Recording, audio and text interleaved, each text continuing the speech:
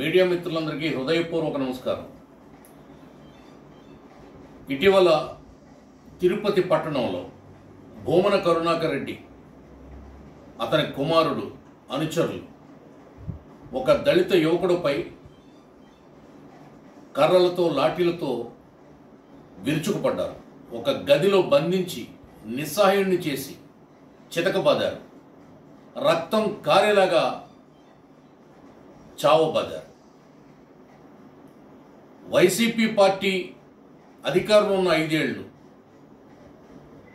దళితులపై, దళిత మహిళలపై, దళిత అధికారులపై, దళిత డాక్టర్లపై, దళిత న్యాయవాదులపై, జడ్జిలపై అనేకమైనటువంటి దాష్టీకాలు చేశారు.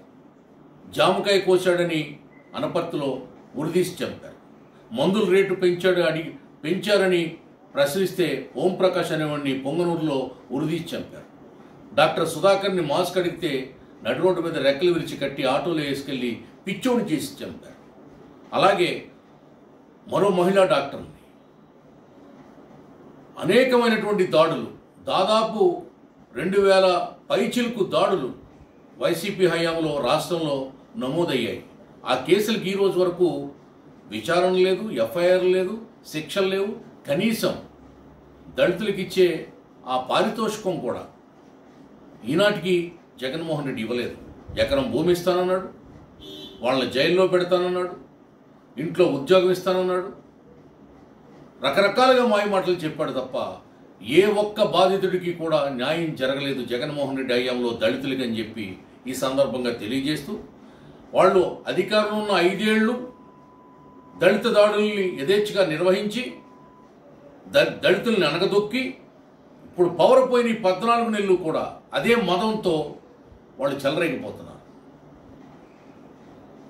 అధికార మదంతో ఆనాడు, ధనమదంతో ఈనాడు దళితులపై దాడులు చేస్తున్నారు. ఎవడిచ్చాడు ఈ అధికారం జగన్మోహన్ రెడ్డికి, భూమన కరుణాకర్ రెడ్డికి, అతని కొడుక్కి, అతని అనుచరులకి అని చెప్పి ప్రశ్నిస్తున్నాం.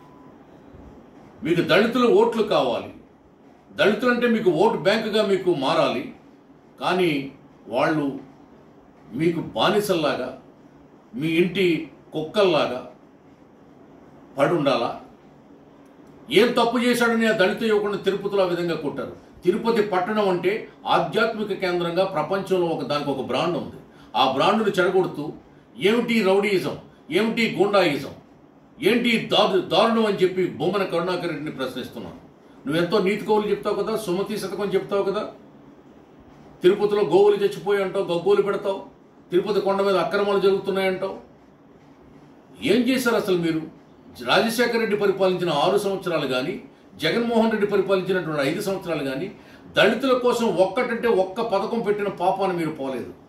మీరు పెట్టింది ఏంటంటే దళిత గోవిందం అని చెప్పి దళితుల నెత్తి మీద శటకోపం పెట్టి ఆ ప్రోగ్రాంలో కూడా 100,000 కోట్లు